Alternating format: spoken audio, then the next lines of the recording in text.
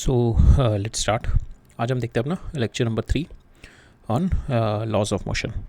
सो पहले दो लेक्चर में हमने देख लिया। फर्स्ट लेक्चर में we have started from Aristotle fallacy, then we move on to the Galileo rectification of that fallacy and over and above Newton has build up his laws. तो उसमें Newton's first law we have seen, it has refined the definition of inertia, that is any body on its own cannot move or cannot change its direction, so some external agency is required to make the body move। तो उससे हमारा एक जो concept निकला ये निकला कि if the net external force on the body is zero then the body will be at rest, ठीक है, और the body will be doing the uniform motion, ठीक है, not circular motion, uniform motion कर रही होगी बॉडी, या वो रेस्ट पे होगी if the net external force on the body is zero। ये हमारा पहला लॉ निकल के आया। फिर हमने न्यूटन्स का सेकेंड लॉ देखा कि हमने देखा force if the net external force is there on the body, ठीक है, if it's not zero so it is more general law. ये था हमारा when the net external force is zero. अब ये जो सेकंड लॉ आया था, it is a more general law कि if the net external force on the body is there then that is equal to rate of change of momentum.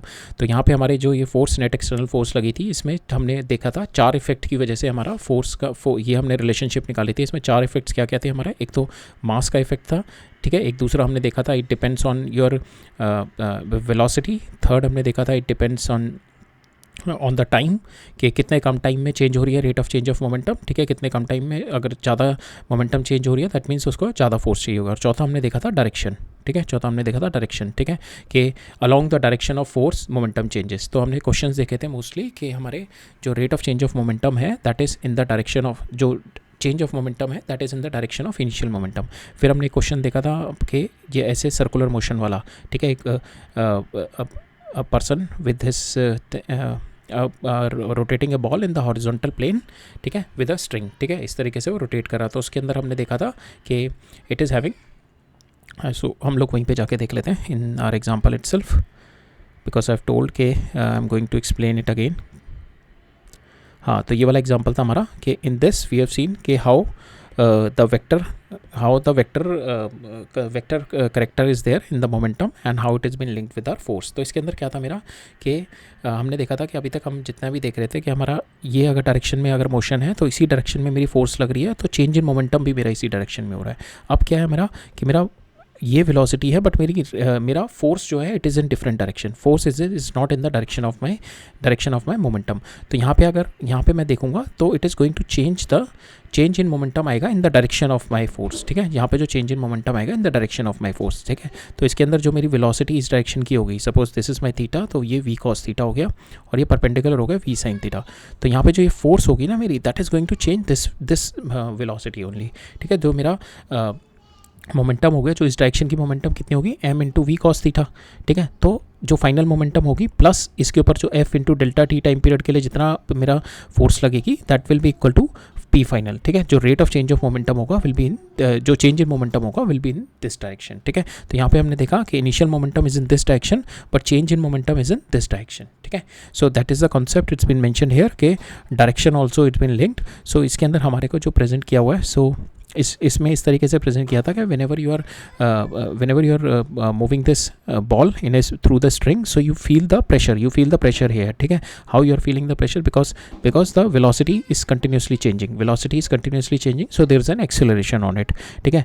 अब यहाँ पे जो है मोमेंटम जो है मेरी एवरी पॉइंट पे चेंज हो रही है डायरेक्शन, ठीक है। मोमेंटम क्या होता है, p is equal to m into v जो है मेरी मैग्नीट्यूड वाइज सेम है, ठीक है, मैग्नीट्यूड वाइज सेम है बट वी की जो है मेरी डायरेक्शन हर पॉइंट पे चेंज हो रही है। यहाँ पे डायरेक्शन ये है, यहाँ पे डायरेक्शन ये है, तो ठीक है। सो फॉर इंस्टेंस अगर मैं यहाँ पे देखूँ और यहाँ पे देखूँ, ये दो पॉइंट पे, यहाँ पे मैंने देखी ये मेरी वेलोसिटी है और यहाँ पे देखी मैंने ये वेलोसिटी है, ठीक है। तो अगर मैं इसको और एक्सटेंड कर दूँ तो मेरी जो नेट वेलोसिटी आएगी इज इन दिस डायरेक्शन, ठीक है, नेट वेलोसिटी आएगी मेरी is in this direction. If this is my v1 और this is my v2, so this is my v2 minus v1, so this is nothing but the acceleration v2 minus v1, so that's why the acceleration will be in this point. So if you see the change of momentum is in this point, ठीक है। so v2 minus v1 is nothing but the change in momentum, ठीक है। change in momentum हम देखें which is my initial velocity is in this direction और यहाँ पे अगर देखें is in this direction, तो जिसकी वजह से this is my change in momentum, ठीक है। तो अब हमने देखा ये मेरा change in momentum is this side है but initial velocity is in this side, ठीक है। so इसमें यही है कि the change in momentum जो चेंज इन मोमेंटम होता है that is in occur in the direction of my force, ठीक है। तो इसमें इसके थ्रू यही समझाया हुआ है। फिर इसके अंदर इसने दो और चीज़ें बताई थी कि अगर मैं if I am going to increase the velocity, इसकी वेलोसिटी भी इंक्रीज़ करूँ तो देन अगर इसकी वेलोसिटी यहाँ पे v1 है और इसकी वेलोसिटी यहाँ पे v2 है, सपोज यहाँ पे 10 है और यहाँ पे मैं 20 ले लूँ इसकी वेलोसिटी, सो वेलोसिटी का मैग्नीट्यूड भी इंक्रीज़ हो गया। सो दैट मीन्स इस पर जो मेरी फोर्स लगेगी I have to apply more force, तो मेरे हैंड पे जो आएगी I have to apply more force, because change in velocity magnitude में भी हो रही है, डायरेक्शन में भी हो रही है, तो ठीक है। So I feel the greater force if the stone is rotated at a greater speed, और इसका मैं सर्कुलर एंगल भी कम कर दूँ, ठीक है। अगर मैं इसका जैसे यहाँ पे मेरा रेडियस ये आर है, अगर मैं इसका छोटे रेडियस पे घुमाना शुरू कर दूँ स्मॉल आर पे, then also I feel more pressure, why, because my acceleration is going to get increase. So acceleration क्या होता है, चेंज इन हमारा फोर्स क्या होती है, force is along the direction. So हमारा यहाँ पे जो फैक्टर होता है P initial plus force into delta T, it is equal to P final. तो यहाँ पे जो मेरा चेंज इन मोमेंटम होगा force into delta T is change in momentum P final minus P initial, that is my change in momentum P final minus P initial. तो change in momentum जो हो रहा है मेरा, अगर मेरा यहाँ पे because my radius is decreasing so my acceleration is increasing, ठीक है। माई रेडियस इज डिक्रीजिंग यहाँ पे हम देखेंगे, तो my acceleration is increasing, my तो यहाँ पे मेरे को to maintain this in the circular motion I have to apply more force into it, so that is what it's been explained here, ठीक है। With the smaller radius you exert more force into it, ठीक है। सो अब हम जाते हैं अपने topic पे, ठीक है। सो हमने देखा कि सेकेंड लॉ में हमारे 4 फैक्टर होते हैं। पहला फैक्टर मास का होता है, दूसरा फैक्टर वेलोसिटी का होता है, तीसरा फैक्टर मेरा टाइम का होता है और चौथा फैक्टर मेरा डायरेक्शन का होता है, ठीक है। So all this factor are there which on which the force का इफेक्ट आता है, ठीक है। तो यहाँ पे हम देखेंगे ये सेकेंड लॉ क्या बताता है मेरा, the change in momentum, the rate of change in momentum, not the change in momentum, the rate of change, कितने फास्ट और कितने स्लो चेंज इन मोमेंटम हो रहा है, that is been given by your force, ठीक है। और अगर मेरा मास कांस्टेंट है तो we can write it down F is equal to M into A, अगर मेरा मास कांस्टेंट है, ठीक है। सो हमने देखा था यहाँ पे हमारा के एक और फैक्टर आता है, के को we just put it 1 because we consider this as a unit of force, so that's why we take the for the simplicity we take the value of k equal to 1, ठीक है। तो हम इसको deduce कर लेते हैं F is equal to m a, ठीक है, F is equal to m a. तो ये हमारा सेकेंड लॉ आ गया था। फिर हमने देखा था थर्ड लॉ देखा था कि जब भी हमारी एक्सटर्नल फोर्स लगती है, वो एक्सटर्नल फोर्स एक कोई एक्सटर्नल बॉडी लगा रही होती है, तो हमेशा फोर्स जो होती है that always occur in pair, ठीक है, इक्वल एंड अपोजिट फोर्सेस लगती हैं। So that was the third law हमारा आया था, ठीक है। सो दोनों बॉडीज़ पे अगर ए जो है बी पे फोर्स लगा रही होगी और उसके इक्वल एंड अपोजिट ही बी बॉडी ए पे लगा रही होगी, then this comes up with third law, ठीक है। ये हमने थर्ड लॉ देखा था। तो आज का जो हमारा कंसेप्चुअल बिल्डअप रहेगा, हम लोग सबसे पहले देखेंगे न्यूटन सेकेंड लॉ और थर्ड लॉ का ही एक आउटकम होता है कंजर्वेशन ऑफ मोमेंटम, ठीक है। सेकेंड और थर्ड लॉ का ही आउटकम होगा कंजर्वेशन ऑफ मोमेंटम। हम देखेंगे we are going to go from Newton second law and third law, conservation of momentum जाएंगे, और कंजर्वेशन ऑफ मोमेंटम में we are going to see the system of particle, अगर उन isolated system of particles देखेंगे, so on that how the conservation of momentum is been there, और फिर एक उसकी एप्लीकेशन देखेंगे इन टर्म्स ऑफ कोलिजन, ठीक है। और कोलिजन में हम लोग अभी जस्ट एक ब्रीफ अंडरस्टैंडिंग लेंगे इन इलास्टिक और इलास्टिक कोलिजन की, ठीक है। So conservation of momentum is a universal phenomena that occurs in every type of collision, that is what we are going to see it here, ठीक है। फिर उसके बाद हम लोग देखेंगे जो न्यूटन का सेकेंड लॉ है। सो यहाँ पे अगर मेरा नेट फोर्स जीरो हो जाए, if we take this as a thing कि net force is zero, then the body is in equilibrium की दो सिचुएशन होती हैं कि it is moving with uniform velocity, uniform motion कर रहा है, यूनिफॉर्म मोशन है, और it is at a rest, ठीक है। ये दो मेरी इक्विलिब्रियम पोजीशन हो गई। Then we are going to study this equilibrium motion पढ़ेंगे बॉडीज़ का, इक्विलिब्रियम कंडीशन पढ़ेंगे बॉडीज़ की। उसके अंदर हम दो फैक्टर से देखेंगे, एक तो ट्रायंगुलर लॉ और पॉलीगन लॉ देखेंगे उसके अंदर, how it has been applied in when there are multiple forces are there, not just one, if there are multiple forces are applying on an object, so how with the triangular law and the polygon law we reach the we reach the position of equilibrium. And then another way is to do with the component of vectors, ठीक है, how we are going to solve the questions with the component of by taking the component of vectors. फिर हम देखेंगे इसमें हमारे को chapter में we have been given common forces दे रखी हैं कुछ एक। सो कॉमन फोर्सेस हमारी हमने दो तरीके की, हमारी एक नॉन कॉन्टैक्ट और कॉन्टैक्ट। नॉन कॉन्टैक्ट मेरी जो हमारी विद रिलेटेड ये जो कॉमन फोर्सेस हैं हम मैकेनिक्स से रिलेटेड देखेंगे बस, ठीक है, मैकेनिक्स से रिलेटेड। तो मैकेनिक्स के रिलेटेड हमारी जो कॉमन फोर्सेस जो नॉन कॉन्टैक्ट होगी केवल एक ग्रेविटी है, अदरवाइज जो नॉन कॉन्टैक्ट फोर्सेस होती हैं हमारी इलेक्ट्रिकल और मैग्नेटिक भी होती है, but we are not considering in the mechanics. हम मैकेनिक्स में बस लेके चलेंगे ग्रेविटी को। फिर हम देखेंगे कॉन्टैक्ट फोर्सेस। जो हमारी कॉन्टैक्ट फोर्सेस जितनी भी होती हैं ना, that is nothing but the electric और मैग्नेटिक फोर्सेस होती हैं हमारी, ठीक है। हमारे जो माइक्रो लेवल पे देखेंगे ना, ठीक है, माइक्रो लेवल पे अगर हम जाएंगे तो माइक्रो लेवल पे these are all the electric and magnetic electromagnetic forces ही होती हैं, जिसका मैक्रो वर्जन हमारे पास सामने जो मैकेनिकल कॉन्टैक्ट फोर्सेस आती है, जैसे कि नॉर्मल हो गई, ठीक है, जैसे कि फ्रिक्शन हो गई, जैसे कि टेंशन हो गई, जैसे कि स्प्रिंग हो गई। तो हम लोग ये चारों फोर्सेस थोड़ी थोड़ी देखेंगे and major we are going to go deep into the friction, ठीक है। और फ्रिक्शन में हम लोग दो तरीके की फ्रिक्शन पढ़ेंगे, static friction and the kinetic friction, ठीक है। तो आज का ये हमारा कंसेप्चुअल बिल्डअप होगा, ठीक है, और इसके बेसिस पे जो क्वेश्चन आएंगे विल डू दैट, ठीक है। अब कंजर्वेशन ऑफ मोमेंटम देखते हैं पहले। सो कंजर्वेशन ऑफ मोमेंटम में we are going to start with the example. So suppose this bullet is there and this bullet is there and that is been fired from the gun. ये gun से fired हुई bullet, तो अगर हम देखें तो bullet के ऊपर some force is there on the bullet, ठीक है। सो बुलेट के ऊपर some force is there, so because of this force, अब क्या होगा इसका, because certain amount of time के लिए ये वाली फोर्स लगी इसके ऊपर, तो क्या होगी इसकी जो होगी मेरी मोमेंटम चेंज हो जाएगी, ठीक है। इनिशियल मोमेंटम इन दोनों की क्या थी, they are at the rest, so initial momentum दोनों की अगर मैं देखूँ इसकी भी जीरो थी, इसकी भी जीरो थी। अब उसके बाद इस पर एक एक्सटर्नल फोर्स लगी बुलेट पे, ठीक है। अगर मैं बुलेट को ही केवल सिस्टम अगर एक पार्ट लेके चल रहा हूँ, ठीक है, system, I am not considering both as a system, ठीक है। अब अभी मैं दोनों को सिस्टम लेके चल रहा हूँ व्हेन माई इनिशियल पोजीशन पे कि मेरा my initial momentum is zero, ठीक है। अगर मैं केवल बुलेट को कंसिडर करूँ तो बुलेट के ऊपर एक फोर्स लगी, external force by the gun, तो वो कितनी फोर्स है मेरी, फोर्स इंटू डेल्टा टी के लिए, ठीक है। That is equal to my P final जो मोमेंटम बनी है इसकी, ठीक है, वो इस डायरेक्शन में फोर्स है, ठीक है। So that is nothing but our second law of motion, ठीक है, force is equal to rate of change in momentum, ठीक है। सेम वे अगर मैं गन पे देखूँ, गन पे भी there will be a force on the gun by the bullet, तो वो इस डायरेक्शन में आएगी, तो that force is in this direction into delta t time period के लिए, सेम टाइम पीरियड होगा दोनों का टाइम इंटरवल। सो इसकी होगी, ये होगी P final of my gun, ठीक है। ये पी फाइनल गन की हो गई, ये पी फाइनल मेरी बुलेट की हो गई, ठीक है। अब थर्ड लॉ क्या कहता है, ये दोनों फोर्सेज मेरी इक्वल एंड अपोजिट है, ठीक है। ये दोनों फोर्सेज मेरी इक्वल एंड अपोजिट है।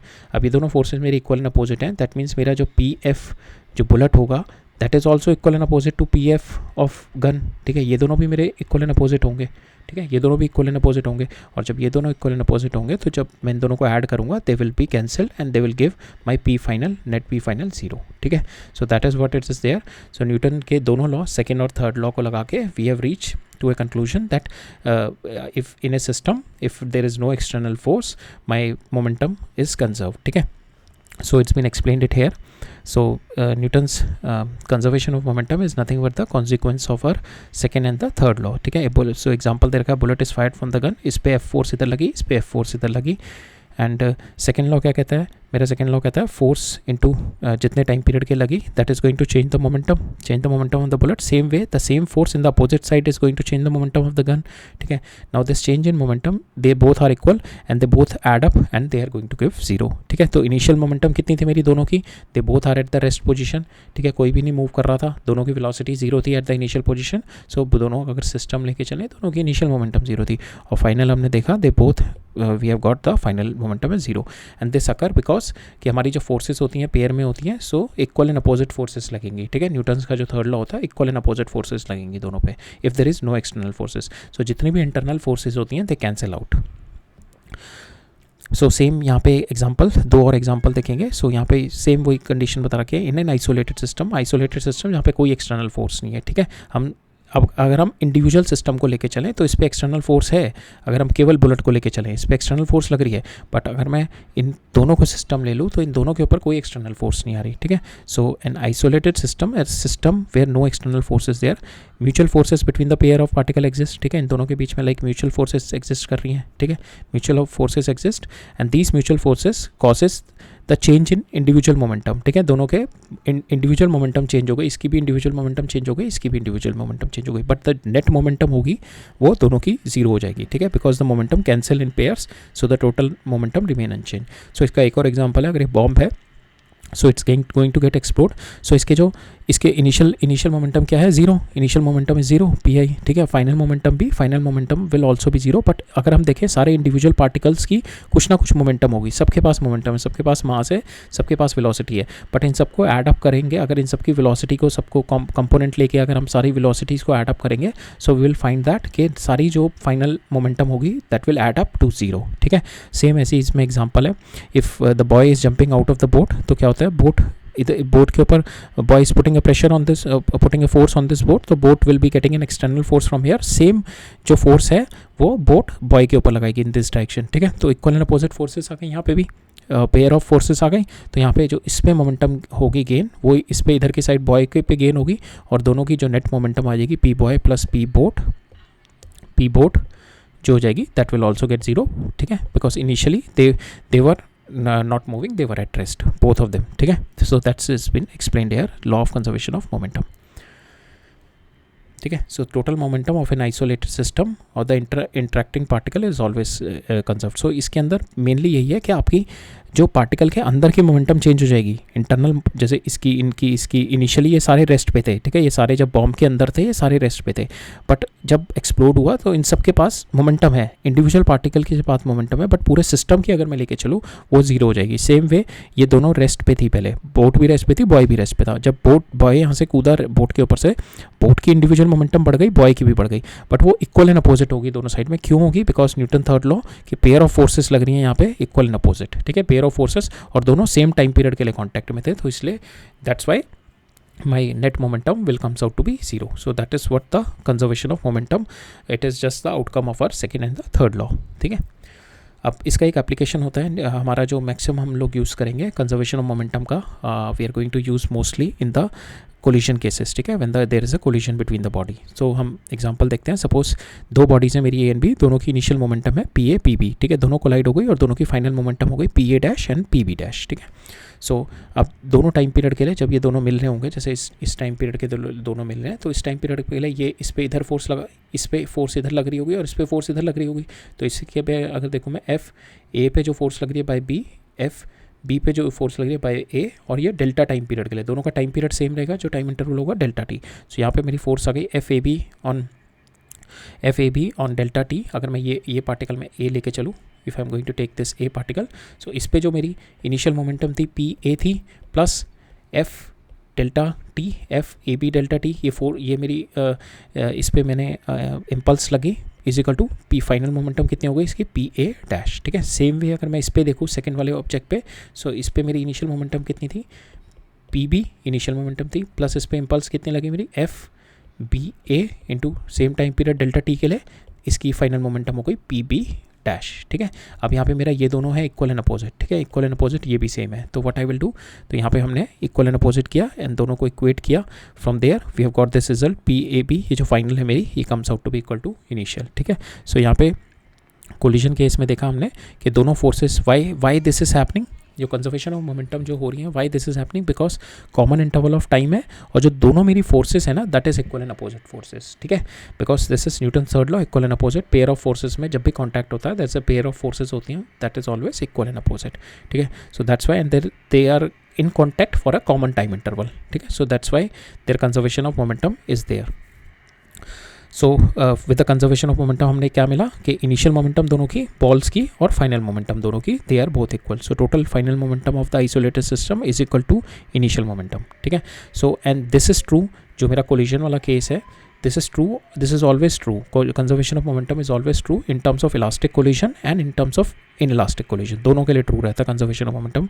तो बट इलास्टिक में मेरा एक और कंडीशन आ जाती है, total kinetic energy is also conserve, ठीक है. काइनेटिक एनर्जी का मतलब है कि अगर ये बॉडी V1 से जा रही है और ये V2 से जा रही है, अगर ये वापस जो इनिशियल इनकी काइनेटिक एनर्जी होगी half M V1 square half M V2 square is equal to जो इसकी V1 फाइनल होगी और इसकी V2 फाइनल होगी. तो यहाँ पे भी जो फाइनल काइनेटिक एनर्जी होगी दैट विल ऑल्सो भी इक्वल. बट सेकंड केस होता है मेरा इनइलास्टिक कोलिजन में, वहाँ पे मेरा जो है लॉस ऑफ एनर्जी हो जाता है, लॉस ऑफ काइनेटिक एनर्जी हो जाता है. या तो इनकी बॉडी डिफॉर्म हो जाती है इस तरीके की, एंड आफ्टर कोलिजन हीट और साउंड में some energy will get lost. जो इनकी इनिशियल काइनेटिक एनर्जी होती है, some energy will get lost in heat and sound और द डिफॉर्मेशन, जिसमें यहाँ पे जो डिफॉर्मेशन होती है जिसकी वजह से इनकी पोटेंशियल एनर्जी गेन हो जाएगी दोनों बॉल्स की, बिकॉज दिस डिफॉर्मेशन हैपन, ठीक है। पोटेंशियल एनर्जी चेंज हो जाएगी और हीट और साउंड में एनर्जी लॉस्ट भी हो जाएगी। तो यहाँ पे जो काइनेटिक एनर्जी जो इनिशियल थी मेरी, दैट हो जाएगी kinetic energy final, plus heat energy जो वेस्ट होगी, प्लस साउंड एनर्जी होगी, प्लस मेरी पोटेंशियल एनर्जी गेन होगी। तो इस तरीके से मेरा एक इन टर्म्स ऑफ इनइलास्टिक कोलिजन में बनता है, ठीक है। सो हम लोग इनइलास्टिक कोलिजन और कोलिजन वाली चीज़ें we are going to go more into details जब हम सिस्टम ऑफ पार्टिकल पढ़ेंगे चैप्टर नंबर 6 में, ठीक है। और काइनेटिक एनर्जी वाले कॉन्सेप्ट अभी हमने एनर्जी के भी कॉन्सेप्ट नहीं देखे। So this concept we are going to study in work energy power. अब हम देखते हैं अपना नया कॉन्सेप्ट, अपना नेक्स्ट कॉन्सेप्ट देखते हैं, इक्विलिब्रियम ऑफ पार्टिकल। तो इक्विलिब्रियम ऑफ पार्टिकल में क्या है, जब मेरी net external force on the particle is zero, ठीक है। So as per the first law either the particle at rest or the uniform motion. हमने फर्स्ट लॉ देखा था, जब मैं net external force is zero, so two condition क्या होती हैं, either the particle at rest, ठीक है, or the particle is moving with uniform motion. Uniform motion कर रहा है, यूनिफॉर्म मोशन, ठीक है, the particle is doing the uniform motion. So these two conditions are there. So if two forces are there, if two forces are acting, so if we say the particle is at rest, तो I can assume that both the forces are opposite, ठीक है, both the forces are opposite. So F1 is equal to minus F2। अगर तीन forces है मेरी, ठीक है, if three forces, this particle is there, if three forces are acting on this particle, F1, F2 and F3, so if the particle is in equilibrium, I can write in F1 plus F2 plus F3 is equal to 0, ठीक है। सो इसको मैं how I can represent, हमने देखा था polygon law में कि जब इस तरीके से आता है F1, F2, F3, तो I can write it F1, so I can write it down in the triangular way. अगर तीन फोर्सेस हैं तो ट्राइंगल, चार फोर्सेस हैं तो पॉलीगन हो जाएगा, फोर साइड वाला, 5 में 5 साइड वाला पॉलीगन, 6 में 6 साइड वाला। अगर 6 फोर्सेस लग रही है तो अगर इसमें 3 फोर्सेस लग रही हैं, you just write down these forces, इस तरीके से लिखो, जैसे F1 ये हो गया, ठीक है, और F2 ये हो गया एंड F3 ये हो गया, ठीक है। तो it is going to form a triangular law का जो हमने देखा था। इट इज़ जस्ट के यहाँ पे इसका जो रिजल्टेंट आएगा that comes out to be 0। ये F1 हो गई, ये F2 हो गई, ये F3 हो गई, ठीक है, 3 फोर्सेस हो गई।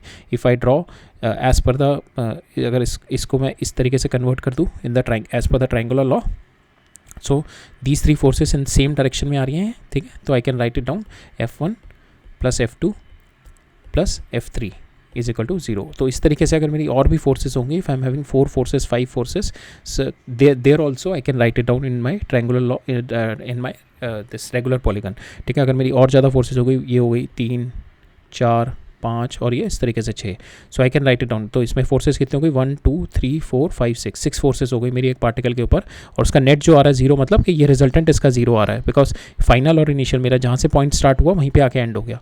सो इसका resultant comes out to be, resultant vector is 0, ठीक है। So that is what we are getting ना, F1 plus up to F6 is equal to 0, इसका resultant comes out to be 0, ठीक है। So that is what we are having. So यहाँ पे वही बता रखा है कि अगर मेरी 3 फोर्स इस तरीके से दे रखी हैं, 3 concurrent forces are given like this, ठीक है। तो एक तो तरीका होता है, हम लोग इसको we can resolve it into perpendicular axes और उसको सॉल्व करें, ठीक है। एक इसको सपोज ये मैंने 2 परपेंडिकुलर एक्सेस ले लिया, ठीक है, तो मैंने इसको F3 को इधर रिजॉल्व कर लिया, एक इस डायरेक्शन में, एक F3 को इस डायरेक्शन में रिजॉल्व कर लिया। सेम में मैंने इस वाली को मैंने एक इस डायरेक्शन में रिजॉल्व कर लिया, एक इस डायरेक्शन में रिजॉल्व कर लिया, और मेरा F2 इस डायरेक्शन में है ही।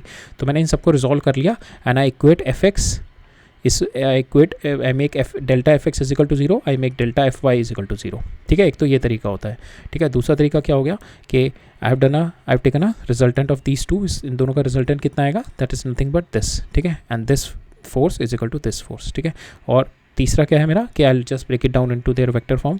तो F2 ये है, तो पैरेलली इसको मैंने यहाँ पे शिफ्ट कर दिया F1 को, तो ये F2 हो गया, ये F1 हो गया, और यहाँ से दिस इज़ माई F3, ठीक है। F3 को भी मैंने शिफ्ट कर दिया, दिस इज माई F3, तो माई नेट रिजल्टेंट इज 0। सो इस तरीके से हम लोग this forces in equilibrium can be represented as a side of triangle with a vectors arrow taken in the same sense, जिस सेंस में उनकी डायरेक्शन ऑफ फोर्सेज हैं उसी सेंस में you can take the arrow, and this can be generalize to any number of forces. अगर यहाँ पे मेरी 5-6 फोर्सेज है, 1, 2, 3 एक पार्टिकल के ऊपर, if this particle is having multiple forces 1, 2, 3, 4, 5, 6, 7, अगर ये सारे इक्विलिब्रियम में है तो you can put all this forces like this 3, 4, 5, 6 और इसको जाके यहाँ पे ऐसे ज्वाइन कर दो, ठीक है। So you can do this thing and you can get the n-sided closed n-sided polygon with the arrows directed in the same sense, ठीक है। So these are the equilibrium under the concurrent forces, but mostly हम लोग जो solve करते हैं questions, अगर basically हम लोग इस तरीके से we are not going to apply this concept. Best concept is to break down into their axes. ठीक है, इसको एक्सेस में ब्रेक करके, जैसे इस वाले को मैंने ये अगर मेरा ये कॉस थीटा है तो I break it down F sine theta, F cos theta, ये F2 और ऐड हो जाएगा, और इधर मैं F3 को भी I break down into X Y X and Y component में, और then I just do delta F X is equal to zero because this particle is at rest. तो उसकी delta F X F direction में भी forces zero होंगी और Y direction में भी फोर्सेज जीरो होंगी. सो that is what I will do. So mostly will solve the question like this. ठीक है, तो अब उसी के बेसिस पे एक क्वेश्चन दे रखा है हमारा, वो वाला क्वेश्चन देख लेते हैं. तो यहाँ पे मेरे को क्या दे रखा है, ये मास है 6 kg का, it is suspended from the rope, उसकी लेंथ दे रखी है फ्रॉम द सीलिंग. ठीक है, और फिर पहले इस तरीके से है वो, and then they pushed it from here, तो वो इसकी अब इस तरीके से बन गया वो. ठीक है, they post force of 50 newton in the horizontal at the mid point of the rope it's been applied. What is the angle of the rope that makes with the vertical, ये एंगल निकालना है मेरे को. This angle we have to find out with the vertical at if the vertical in the equilibrium. So that means this point and this both are equilibrium. So this system is in equilibrium. So इस point पे मेरे को सारी forces equal करनी है और इस पे मेरे को जितनी भी forces है equal करनी है. ठीक है, सो हम लोग क्या करते हैं, अभी हमने FD पढ़ा, FDP पढ़ा, FBD पढ़ा नहीं है. FBD का मतलब होता है फ्री बॉडी डायग्राम. हम लोग जिसके ऊपर फोर्सेस लगाते हैं उसको हटा के उसके ऊपर जो जो फोर्सेस लग रही हैं उसके ऊपर वो वाली फोर्सेस लगाते हैं. अभी हम देखेंगे, अभी हम फ्री बॉडी डायग्राम जब क्वेश्चंस करेंगे हम लोग इसकी एक्सरसाइजेस में, there we are going to do the free body diagram. और यहाँ पे एक और चीज़ है कि जो नेट एक्सटर्नल फोर्स हमने यहाँ पे लेके चल रहे हैं because we are considering the translatory motion. लेकिन हमारा जो इक्विलिब्रियम ऑफ पार्टिकल होता है कि वो that should B net external force का मतलब हो गया उसका ट्रांसलेशनल इक्विलिब्रियम भी जीरो होना चाहिए. That means zero net external force, also rotationally भी दैट शुड बी जीरो. ठीक है, उस पर नेट एक्सटर्नल टॉर्क भी जीरो होना चाहिए, नेट एक्सटर्नल फोर्स भी जीरो होना चाहिए. ऐसा ना हो एक पार्टिकल ऐसे रखा हो, आपका फोर्स इधर 10 न्यूटन लग रहा हो और इधर भी 10 न्यूटन लग रहा हो, बट यहाँ पे it is both forming a couple और इसके अंदर टॉर्क होगी. This block will not be in equilibrium. ठीक है, वो ऐसे रोटेट कर जाएगा. तो रोटेशनली टॉर्क इसमें एक्सटर्नल टॉर्क रहेगा. So that's why we can not consider it in equilibrium. तो इक्विलिब्रियम के लिए हमारे को क्या करना है, यहाँ पे हम पार्टिकल का लेके चल रहे हैं, तो we can say for the particle it is okay, but for the rigid bodies, जब भी हमारी बॉडी है, बड़ी बॉडीज़ के लिए हम जब हम देखेंगे एक्सटेंडेड बॉडीज़ के लिए, there we have to see net external force भी जीरो होना चाहिए और उसका रोटेशनल इक्विलिब्रियम भी मेरा जीरो होना चाहिए. ठीक है, अब इस वाले क्वेश्चन पे दोबारा आते हैं. अब पहले इस ब्लॉक का देखते हैं. इस ब्लॉक का फ्री बॉडी डायग्राम मतलब कि इस ब्लॉक के ऊपर कौन कौन सी फोर्सेस लग रही हैं. ब्लॉक है, ठीक है, और जो भी हमारा अर्थ के ऊपर जो भी हम चीज़ करेंगे उस पर ग्रेविटी तो बाय डिफ़ॉल्ट लगेगी. ठीक है, तो ये इस पर बाय डिफ़ॉल्ट ग्रेविटी इस पर नीचे लगी रहेगी. If someone is having the mass, उस पर ग्रेविटेशनल फोर्स आई जाएगी. इस पर ग्रेविटेशनल फोर्स आ गई 6 का है ये. 10 अगर हम एक्सेलरेशन ड्यू टू ग्रेविटी ले तो ये 60 न्यूटन ऊपर आ गई, और उस पर मेरी ऊपर आएगी टेंशन. ठीक है, अभी हमने टेंशन भी नहीं पढ़ी. Tension is kind of a force that is हमेशा that is away from the body लगती है हमारा. ठीक है, that is away from the body लगती है. अभी हम देखेंगे इन द कमिंग पार्ट के व्हाट इज़ दिस टेंशन. तो यहाँ पे जो टेंशन होगी, so that is it is kind of a restoring force on this string. ठीक है, रिस्टोरिंग फोर्स का मतलब ये ब्लॉक होगा, इसको नीचे खींचना चाहेगा स्ट्रिंग को, तो इसकी क्या होगी, रिस्टोरिंग फोर्स ऊपर लगेगी.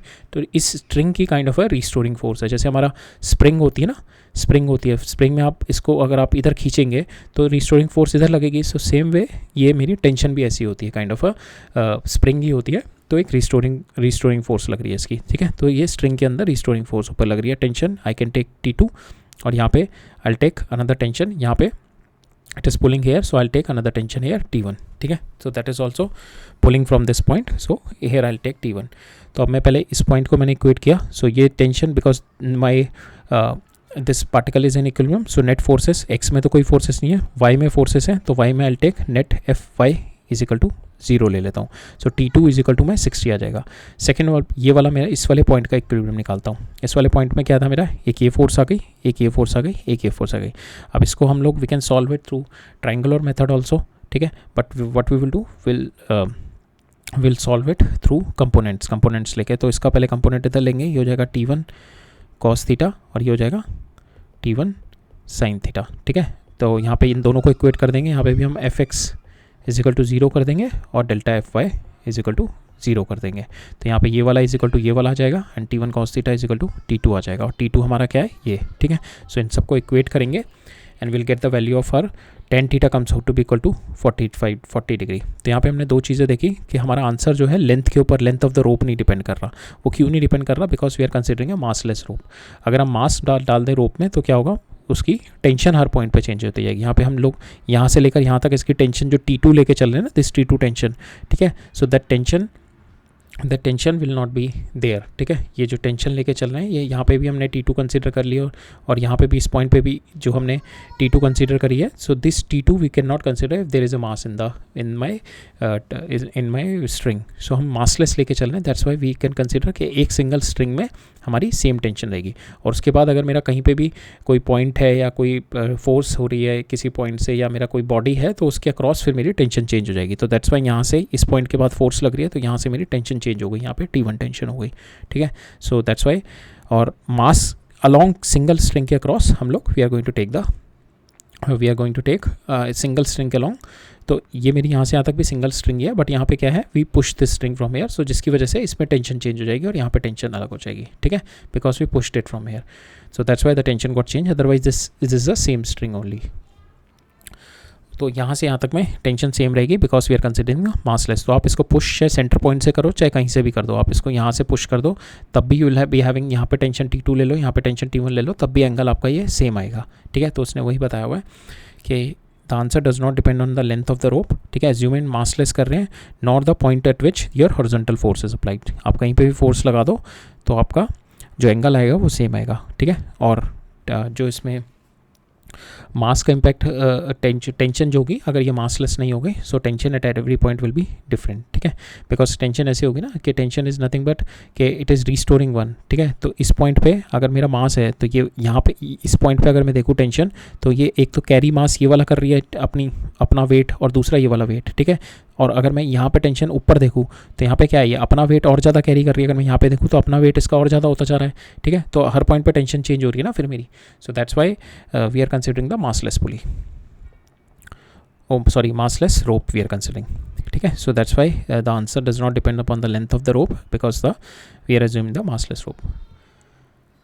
अब हम नेक्स्ट कॉन्सेप्ट देखते हैं, कॉमन फोर्सेस जो है हमारी मैकेनिक्स में कौन कौन सी कॉमन फोर्सेस हैं।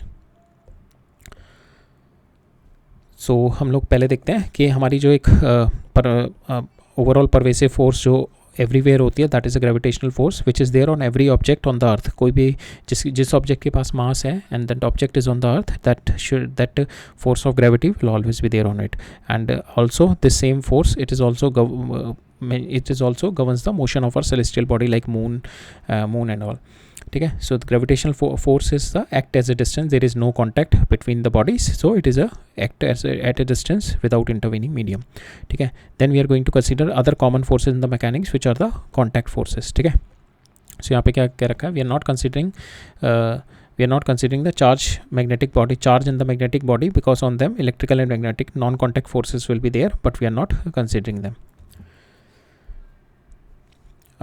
So now due to contact with some other object, so ये contact forces क्या है कि मेरा solid contact हो, solid liquid contact हो, liquid contact हो, so but contact should be there between these two bodies for these forces to appear, ठीक है। तो यहाँ पे जो forces आएंगी मेरी, so solid like for instance the book is resting on the table, हमने देखा था ना example, book is resting on the table, so there also solid का कॉन्टैक्ट है बुक और टेबल का है। System of the rigid bodies connected with the system of rigid body connected with the rods, so this body is there, this is how it is connected with the string and the rod, so there also there is always contact है, इसका इसके साथ contact है, फिर इसका string के साथ contact है, ये सारा contacts are there with the hinges and the supports, so there are always a mutual contact forces in each pair satisfying the third law, ठीक है। So whenever we are considering the contact forces, so contact forces के अंदर दो bodies होंगी और Newton third law will be applicable दो bodies के अंदर, ठीक है। Always there exist a copair of forces.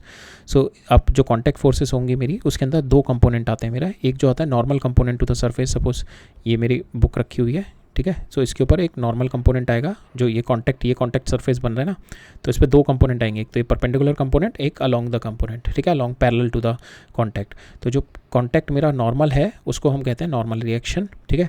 और ये जो मेरे जो कॉन्टैक्ट फोर्सेज होती हैं, नॉर्मल रिएक्शन और my friction, that is a self adjusting forces, दोनों सेल्फ एडजस्टिंग होती हैं। और सेल्फ एडजस्टिंग का मतलब कि इनकी value it is not a constant value, जैसे Fg की वैल्यू है कि मास के ऊपर डिपेंड है, so it is not like that, ठीक है। सो यहाँ पे जो है मेरा नॉर्मल रिएक्शन और जो मेरा एक जो परपेंडिकुलर जो कॉन्टैक्ट फोर्स होती है that is called normal reaction, और जो पैरेलल होती है that we call a friction, ठीक है। सो इस केस में जैसे कि हमने देखा, ये बुक रखी हुई है यहाँ पे, ये मेरा कॉन्टैक्ट है। सो इस कॉन्टैक्ट पे जो परपेंडिकुलर फोर्स है दैट इज़ नॉर्मल, और जो इस पे फ्रिक्शन है that is a frictional force, ठीक है। सो अभी यहाँ पे अगर कोई, अभी हम देखते हैं कि यहाँ पे at this case there is no friction, but will see कि जो पैरेलल लगती है हमारे कॉन्टैक्ट पे that is what we call the friction, and the contact forces can be with the solid and fluids के बीच में भी हो सकता है। For instance when the solid is immersed in the fluid, so जो अपवर्ड बॉयंट फोर्स होती है that is nothing but the contact force. और जो हमने फोर्सेस होती है हमारी, हम पढ़ेंगे अभी फ्लूइड डायनेमिक्स में, विस्कस फोर्स हो गई, एयर रेजिस्टेंस हो गई, so these are all the solid और लिक्विड का कॉन्टैक्ट फोर्सेस। अब जो हम कॉमन टाइप ऑफ फोर्सेस पढ़ेंगे जो हमने देखेंगे, first is tension in the string and the force due to spring. Tension in the string जो हमने देखी थी कि suppose this mass is there which is been attach with this string, ये स्ट्रिंग है, इससे मास अटैच्ड है, तो इसके अंदर टेंशन आएगी। टेंशन का मतलब है काइंड ऑफ के टेंशन का मतलब है कि जब ये मास इस पे स्ट्रिंग पे लटका होगा, सो देयर मस्ट बी जो इसको पुल डाउन कर रहा होगा ना स्ट्रिंग को नीचे, ये मास, तो अब जो स्ट्रिंग है उसका ये kind of a restoring force है यो, और ये हमेशा अवे फ्रॉम द बॉडी लगता है, ठीक है। तो यहाँ पे it is away from this body, और यहाँ पे मैं इस पॉइंट पे देखूंगा tension, this is away from here, ठीक है, it is away from the body, ठीक है। सो अब देखते हैं, और दूसरा है मेरा स्प्रिंग फोर्स। स्प्रिंग फोर्स का मतलब होगा कि अगर मेरा कोई स्प्रिंग इस तरीके से है, if this is your natural length of the spring, आप इसको स्ट्रेच करोगे तो इस पे अपोजिट साइड पे फोर्स लगेगा, ठीक है। और दूसरा अगर आप इसको कंप्रेस करोगे इधर की साइड में इस स्प्रिंग को, तो स्प्रिंग इसको रिस्टोरिंग अपोजिट साइड में लगाएगा, ठीक है। So that is there, so the spring compressed और extended by an external force, जैसे कि इस केस में हम लोग देखते हैं कि यहाँ पे ये स्प्रिंग है, this my spring is there. अगर ये इक्विलिब्रियम पोजीशन ये है तो इस टाइम कोई फोर्स नहीं है, कोई मेरी स्प्रिंग फोर्स नहीं है। If you are going to compress this, ठीक है, इसको इधर की साइड कंप्रेस करोगे तो स्प्रिंग फोर्स अपोज करेगी इसको, ठीक है, अपनी वापस पोजीशन पे लेके आएगी, ठीक है। सेम वे आप इसको एक्सटेंड करोगे, if you are going to extend this, इसको एक्सटेंड करोगे तो spring force wants to bring it to the restoring position, अपनी इक्विलिब्रियम पोजीशन पे लेके आएगी, ठीक है। And this force is directly proportional to the जो आप कितना डिस्टेंस डिस्प्लेस कर रहे हैं, आप ये एक्स बढ़ाते जाएंगे आपकी स्प्रिंग फोर्स बढ़ती जाएगी, ठीक है। सेम वे इस डायरेक्शन में आप एक्स बढ़ाते जाएंगे आपकी स्प्रिंग फोर्स बढ़ती जाएगी। So this minus sign is opposite, कि आप जिस डायरेक्शन में डिस्प्लेसमेंट है उसके अपोजिट लगेगी। So minus k times of x, and k is nothing but k is your force constant. So this is a restoring force कि इसकी value है physical to k x, negative sign, force is opposite to the displacement, ठीक है। और inextensible string का मतलब क्या हो गया कि आपकी जैसे यहाँ तो आपकी ये एक्सटेंसिबल है, ठीक है, स्ट्रेच हो रही है, कंप्रेस हो रही है। इनएक्सटेंसिबल का मतलब स्ट्रिंग हो गया कि आपकी दिस इज़ योर स्ट्रिंग, ठीक है, ये स्ट्रिंग मेरी ऐसे इस तरीके की आ गई कि दिस स्ट्रिंग का जो मोशन होगा ये वाले पॉइंट का और इस वाले पॉइंट का, इन दोनों के बीच में कोई रिलेटिव मोशन नहीं है, ठीक है। इसका जो है के इज़ वेरी हाई, यहाँ पे के इस वाले स्प्रिंग में के इज़ लेस, तो क्या है इसका रिलेटिव मोशन हो रहा है इन दोनों पॉइंट के बीच में, द लेंथ इज़ इंक्रीजिंग अगर मैं एक्सटेंड कर रहा हूँ। बट इनएक्सटेंसिबल स्ट्रिंग के अंदर होता है कि मेरा जो दो पॉइंट्स हैं इन दोनों के बीच में, अगर मैं ये वाला पॉइंट और ये वाला पॉइंट लूँगा, सो इन दोनों के बीच में जो मेरा रिलेटिव डिस्टेंस एल है वो रिलेटिव डिस्टेंस मेरा एल ही रहेगा, ठीक है। It is not going to get change. So यहाँ पे जो होता है मेरा जो मेरा स्ट्रिंग, ये होती है मेरी स्ट्रिंग होती है जिसके अंदर टेंशन आती है, तो हम we can say these are the inextensible string का मतलब उसका जो फोर्स कांस्टेंट होता है वेरी हाई होता है, जो के वैल्यू होती है that is very high in this. तो दिस इज़ माई स्ट्रिंग। तो यहाँ पे भी यू कैन कंसिडर इस kind of a spring only which is having a very high force constant, जिसका के बहुत हाई है, ठीक है। तो इसके अंदर ये जो मेरा, अगर इसको मैं यहाँ पे इस पर मास जो है इसको पुश कर रहा है स्ट्रिंग को नीचे, तो इसका रिस्टोरिंग फोर्स इस पर ऊपर लग रही होगी और यहाँ पे रिस्टोरिंग फोर्स इस पर नीचे ऐसे आ रही होगी अवे फ्रॉम द बॉडी, ठीक है। सो यहाँ पे अगर हम देखें इस पर जो this tension on it, so इस बॉडी पे, so this is the tension coming on it. So here the force is supported in inextensible string, the force constant is very high and the restoring force in the string is called tension, ठीक है। जो string के अंदर जो restoring force है मेरा, that is what we call the tension, ठीक है।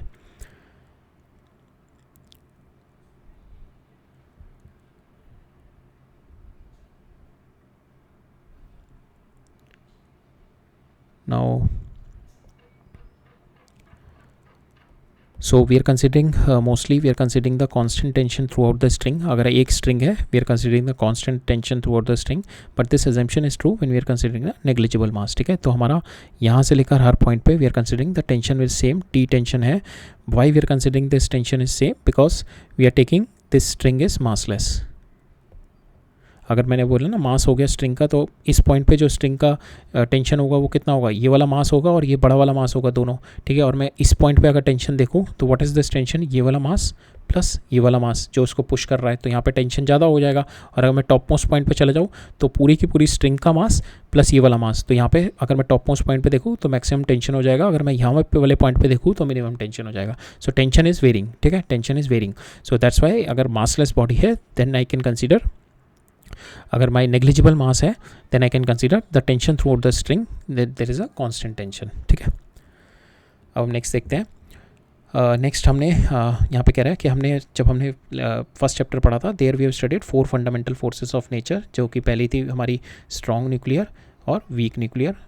तो ये दोनों strong nuclear weak nuclear does not have the role in our mechanics. जो मेजर रोल आता है हमारा वो आता है मेरा ग्रेविटेशनल फोर्सेस का और इलेक्ट्रोमैग्नेटिक फोर्सेस, ठीक है। और इसके अंदर ये कह रहा है कि जितनी भी हमारी ये फोर्सेस है ना विच यू आर सीइंग, जैसे स्प्रिंग हो गई मेरी, this spring force, your tension, this tension, so these forces are nothing but the electrical forces only, ठीक है। बिकॉज हमारा जितना भी मैटर होता है what it's consist of, it is consist of only atoms. Atoms क्या होते हैं, न्यूक्लियाई जो कि पॉजिटिव होता है, और नेगेटिव क्या होता है मेरा, इलेक्ट्रॉन्स उसके अराउंड हो रहे होते हैं, इलेक्ट्रॉन्स मूव कर रहे होते हैं negative.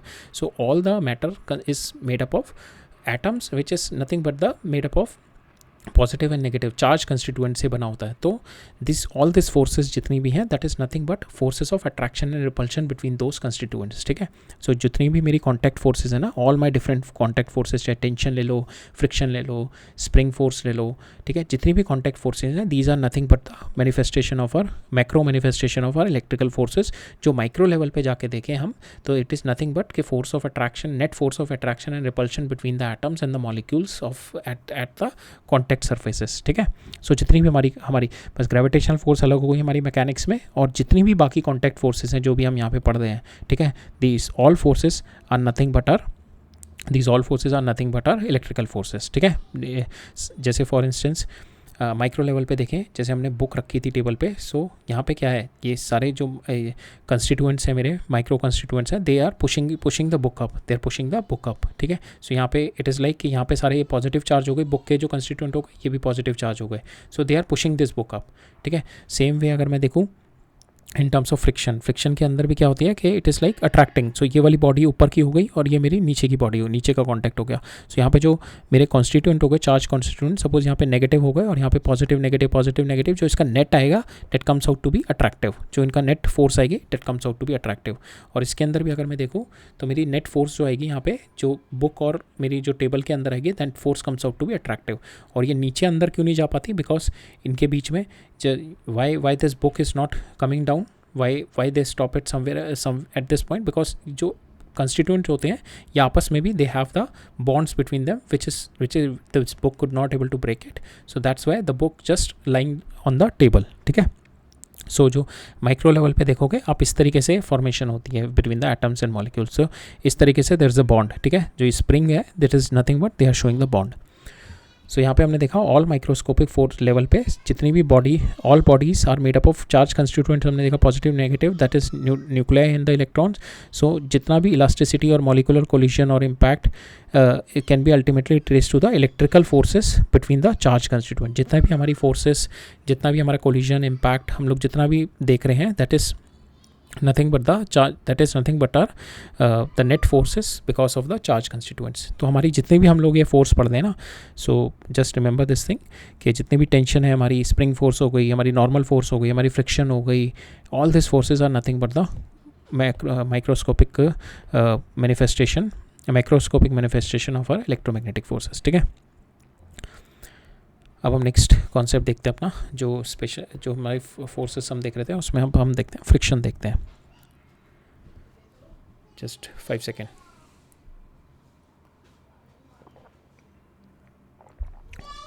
So let's see the friction. So हमने देखा कॉन्टैक्ट फोर्सेस में, जब मेरी बुक रखी हुई थी यहाँ पे, ठीक है। सो इसके अंदर हमने देखा ये कॉन्टैक्ट पे 2 फोर्सेस लगती हैं। एक ये वाली फोर्सेस लगेंगी नॉर्मल, जो बैलेंस हो जाएगी मेरी mg से, जो उसको सो यहाँ पे वाई डायरेक्शन में इसका कोई मोशन नहीं हो रहा ना, एफ वाई इजिकल टू 0 है।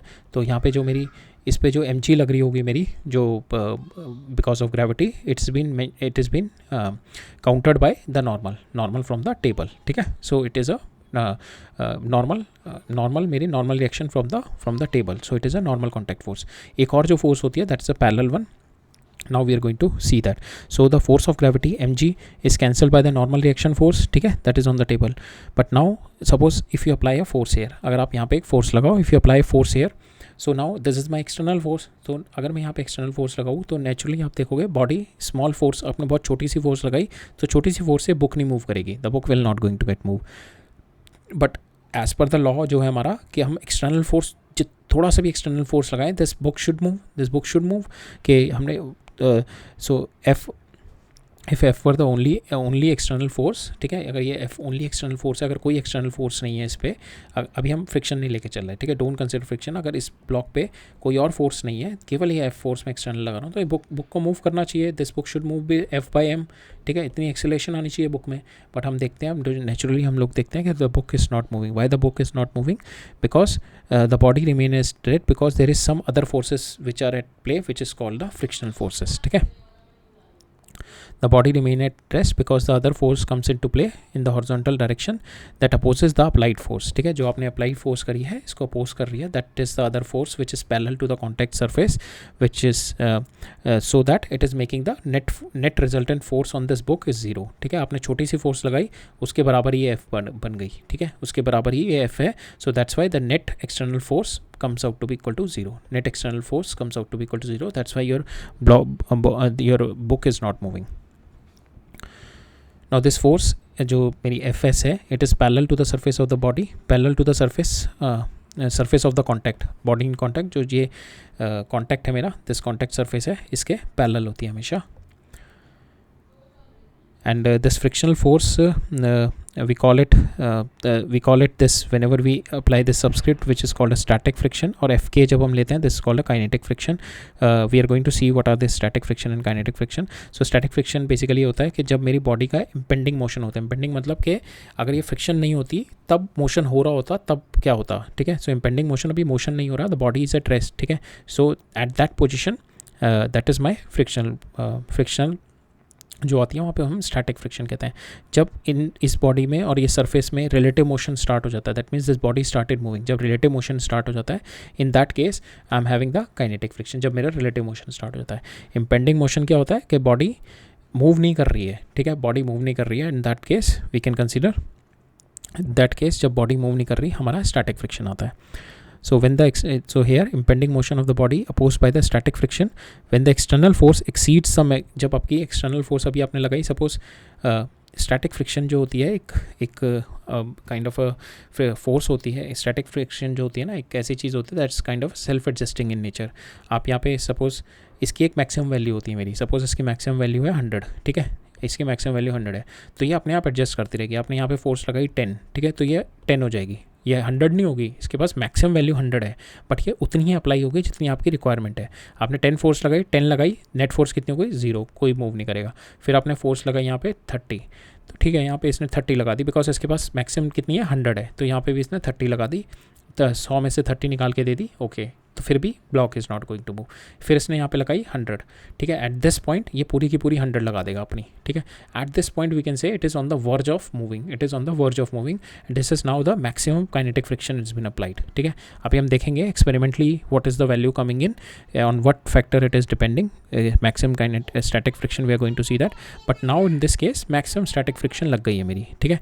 अब मैं इसके बाद यहाँ पे अगर मैं 110 फोर्स लगा दूँ तो इस केस में नाउ स्टैटिक फ्रिक्शन की जगह मेरा काइनेटिक फ्रिक्शन आ जाएगी, this is my Fk which is now going to start working, ठीक है। जैसे मेरी काइनेटिक फ्रिक्शन को उसने स्टैटिक फ्रिक्शन को ओवरकम किया मेरा फोर्स ने, now instead of static friction मैं जब रिलेटिव मोशन दोनों के बीच में मेरा स्टार्ट हो गया, जब यहाँ पे ये 100 था और ये 100 था, अभी भी मेरा रिलेटिव मोशन नहीं स्टार्ट हुआ, तो इन that case also I am applying the static. अब मेरा 100 से जस्ट 101 हो गया ना, जरा सा भी 100.1 100.2 हो गया, 100.1 हो गया, 2 हो गया, 3 हो गया, जैसे मेरा 100 से ऊपर बढ़ा तो मेरा यहाँ पे काइनेटिक फ्रिक्शन आ जाएगा, स्टैटिक फ्रिक्शन मेरा हट जाएगा यहाँ पे, ठीक है। सो इसका हम इस तरीके से देखते हैं। इस तरीके से। सो हमने देखा static friction is like it is having the maximum value, वो मैक्सिमम वैल्यू डिसाइड होती है from 2 factors that we are going to see. So basically वो 2 फैक्टर्स क्या होते हैं मेरे, तो static friction is decide by your mu S and the normal means के जो बॉडी है आपकी वो कितना पुश कर रही है। So this body is there, suppose this body is 10 kg और there is another body which is a 50 kg। तो कौन सी बॉडी कॉन्टैक्ट को ज़्यादा पुश करेगी, जो हैवी बॉडी होगी वो इस कॉन्टैक्ट सरफेस को ज़्यादा पुश करेगी।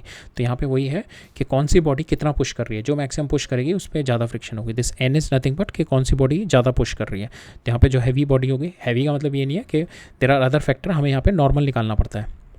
वी हैव टू सी कि बॉडी ग्राउंड पे कितना नॉर्मल लगा रही है, ठीक है, कितना नॉर्मल फोर्स लगा रही है, ठीक है, that is what we have to find out. So यहाँ पे जो मेरा बन के आता है म्यू एस इंटू एन, जो एन है मेरा दैट इज़ अ नॉर्मल, कि कितना बॉडी मेरा पुश कर रही है कॉन्टैक्ट को, and mu s comes out to be called a static friction का कांस्टेंट आता है that depends on the material, कि जो मेरा कॉन्टैक्ट सरफेस है जिसके ऊपर बॉडी रखी हुई है इसका क्या मटेरियल है, ठीक है। If it's been placed on ice, if it's been placed on rubber, if it's been placed on wood, तो सबका मटेरियल के अकॉर्डिंग स्टैटिक फ्रिक्शन का जो कोफिशिएंट है दैट गॉट चेंजेस, ठीक है। अब हम देखते हैं इस केस में कि हमने देखा कि हमने अप्लाइड फोर्स जैसे जैसे बढ़ाते जा रहे हैं वैसे वैसे फ्रिक्शन फोर्स बढ़ती जा रही है। फ्रिक्शन फोर्स जो स्टैटिक फ्रिक्शन है मेरी, दैट इज़ नॉट उसकी मैक्सिमम वैल्यू होती है and that is a self adjusting force. आपने यहाँ पे 20 फोर्स लगाई तो यहाँ पे स्टैटिक फ्रिक्शन ने 20 निकाल के दे दी अपने से, और मैक्सिमम स्टैटिक फ्रिक्शन के पास कितनी फोर्स है 50। आपने यहाँ से 40 निकाली, स्टैटिक फ्रिक्शन ने भी 40 निकाल दी। आपने यहाँ से 50 निकाली, एकदम से 50 निकाल दी। आपने जैसी 50 से थोड़ी सी आगे बढ़ाई वो कम होकर यहाँ पे काइनेटिक फ्रिक्शन हो गई, जो कि एक्सपेरिमेंटली देखा गया है कि काइनेटिक फ्रिक्शन जो होती है दैट इज़ जो काइनेटिक फ्रिक्शन का कोफिशिएंट होता है that is less than my static friction. तो जैसी वो ओवरकम कर जाती है मेरी स्टैटिक फ्रिक्शन को जो फोर्स, उसके बाद काइनेटिक फ्रिक्शन आ जाती है, तो जो मेरी फ्रिक्शन होती है दैट इज़ लेसर, ठीक है। So that is been explained it here यहाँ पे, yes. So when no applied force no static friction. So यहाँ पे वही है, अगर मेरे कोई अप्लाइड फोर्स नहीं है तो स्टैटिक फ्रिक्शन भी नहीं है। If it's comes into play the moment you applied the force, जैसे जैसे एफ इंक्रीज करेगी वैसे वैसे आपकी स्टैटिक फ्रिक्शन भी इंक्रीज करती रहेगी, and it will always keep the body at rest until unless it will your force जो आपने अप्लाई करी है that overcomes your static friction, ठीक है। Static friction opposes the impending motion. Impending motion is the motion that would take place under the applied force, but friction की वजह से नहीं हो पा रहा है, ठीक है। Now we know from the experience that as applied force, so यहाँ पे हमने देखा जो मैक्सिमम लिमिट होती है उसकी अप्लाइड फोर्स की, जो मैक्सिमम लिमिट होती है एक्सपेरिमेंटली हमने देखा स्टैटिक फ्रिक्शन की, that is independent of your contact area, ठीक है। आपका कॉन्टैक्ट एरिया ये छोटा है, ये बड़ा है, दैट डज नॉट डिपेंड। यहाँ पे जो ये करेगा कि ये जो ब्लॉक है, suppose this is 10 kg block and this is also 10 kg block, ये दोनों सेम पुश करेंगे ग्राउंड को। So in both the cases we will take कि इनका एन इज सेम, ठीक है। अगर यहाँ पे जो जिस फोर्स से पुश कर रहे हैं ना ग्राउंड को, that is what we are going to consider. We don't consider कि ये किस तरीके से रखे हो, आप इसको वर्टिकली ऐसे रखो और ऐसे रख दो, both will be having the same friction. Area पे नहीं डिपेंड करती कि कितना एरिया कवर अप किया, ठीक है, एरिया पे नहीं डिपेंड करती। So maximum value of static friction is independent of your area, it is independent of your area and it varies with the normal force, ठीक है, it varies with the normal force. So your normal force is nothing but your okay, how much your body is pressing the contact surface, normal force, and the mu s is the constant of proportionality which is depending on the nature of the surfaces. It is depending on the nature of the surfaces, ठीक है। Now this is my static friction जो होती है formula, F is less than or equal to mu s into n, ठीक है। ये mu s into n is the maximum value, F it is the maximum value of our static friction, but static friction जो होती है that is depending on your applied force, ठीक है, that is proportional to your applied force until unless you reach the maximum value. So if the applied force exceeds this value, then the body begins to slide on the surface, then in that case the frictional force decreases, and in that case कौन सी friction force आ जाएगी, आपकी kinetic friction force आ जाएगी, and the kinetic friction force is also independent of the area of the contact, और उसकी value भी यही आती है kinetic friction की value, there is no such maximum value, वहाँ पे जो kinetic friction की value होती है that is just n into mu k, ठीक है। it is not like it is varying, जैसे हमारा relative motion start हो जाता है, so वहाँ पे friction force की आप value direct रख दो mu k into n, ठीक है। और whenever there is a relative motion in the body, जब रिलेटिव मोशन स्टार्ट हो जाता है तो आप उसके ऊपर एक्सेलरेशन कैसे लिखेंगे, फोर्स जो आपने अप्लाई करी माइनस म्यू के इंटू एन, जो आपका काइनेटिक फ्रिक्शन आएगा, ठीक है, काइनेटिक फ्रिक्शन जो होगा divided by m, that is going to give you the acceleration, ठीक है, as per the second law that is going to give you the acceleration.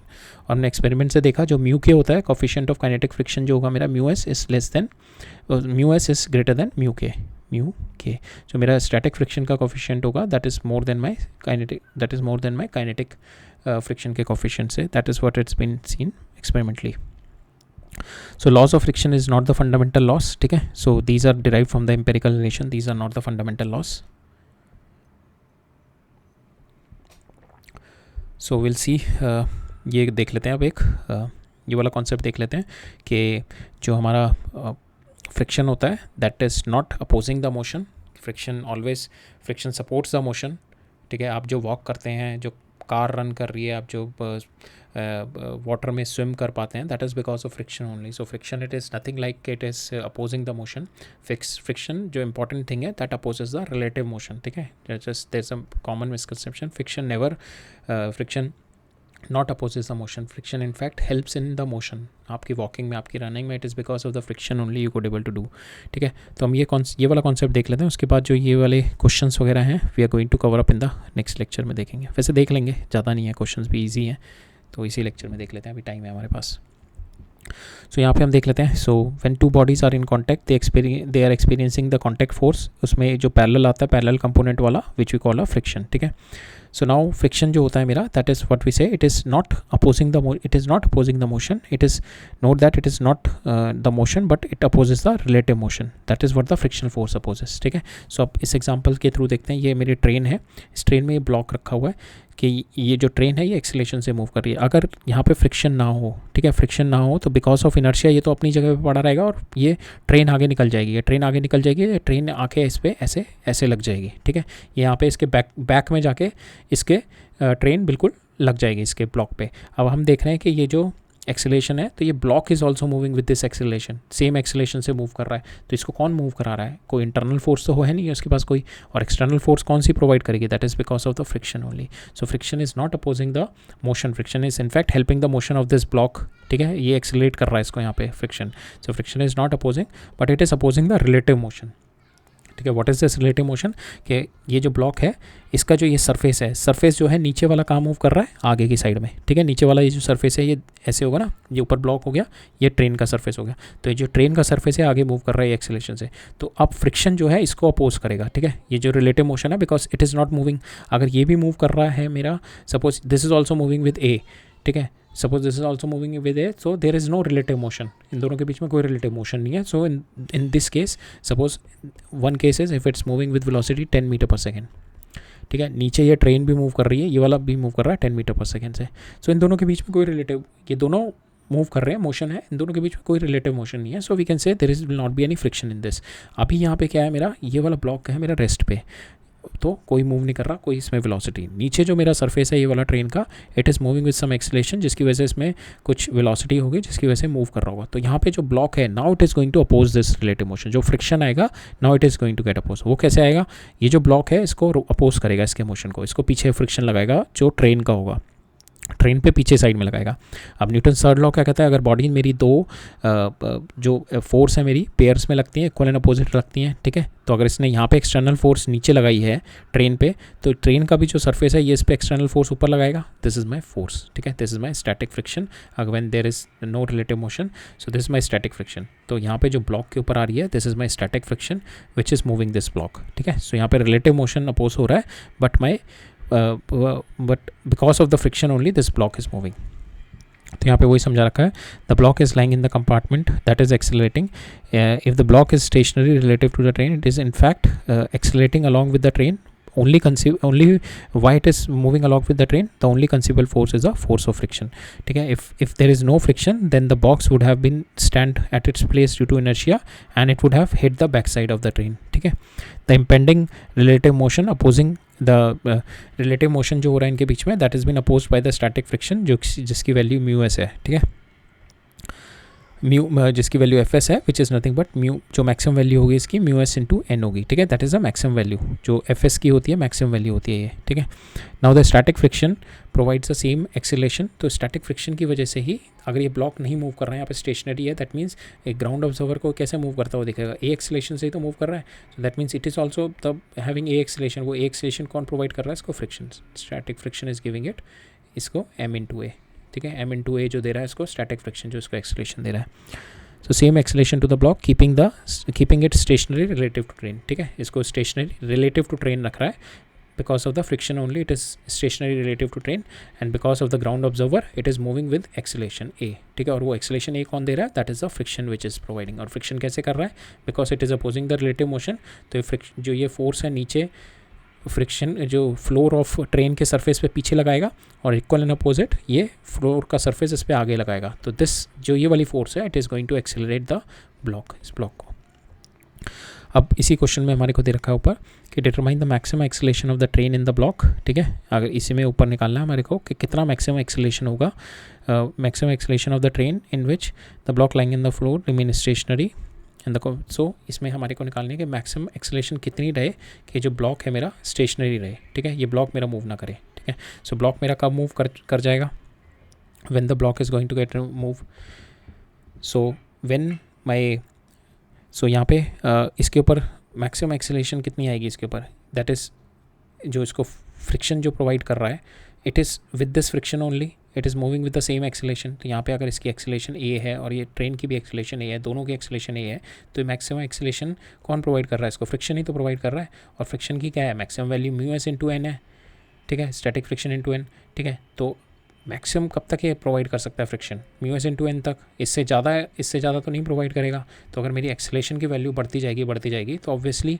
उतनी तो वैल्यू नहीं प्रोवाइड कर पाएगा, ये अपनी मैक्सिमम वैल्यू प्रोवाइड कर पाएगा, उसके बाद it is going to slide back, फिर वो स्लाइड कर जाएगा, ठीक है, it will have a relative motion with respect to train then, so that is what it is been asked कि मैक्सिमम कितनी एक्सेलरेशन हो कि it is not going to get slide, वो कितनी होगी कि ये अपना बिल्कुल म्यू एस एन तक इसकी मैक्सिमम फोर्स पहुंच जाए इसकी, that is mu s N will be equal to your m a, ये आ जाए, यहाँ से मैं एक्सेलरेशन निकाल दूंगा इसको नीचे लाके, so maximum x comes out to be mu S into, यहाँ से म्यू एस एन कितना हो जाएगा, N is equal to m g, so मेरा मैक्सिमम एक्सेलरेशन आ गई mu S into g, mu s मेरे को 0.15 दे रखा है, 10 is by metre per second, so 1.5 metre per second तक ये साथ साथ मूव करेगा इसके, they will not be any, ये रेस्ट पे रहेगा, और जैसे ही इसकी एक्सेलरेशन इससे ज़्यादा हो जाएगी 1.5 से, सो दैट मीन्स इसके ऊपर अब it is started moving, so friction इसको इतना तेज़ नहीं मूव करा पाएगा, ये सपोज मूव करेगा, ये मूव करेगा मैक्सिमम 1.5 से, और ये अगर 2 हो गई, so there will be a relative motion, ठीक है,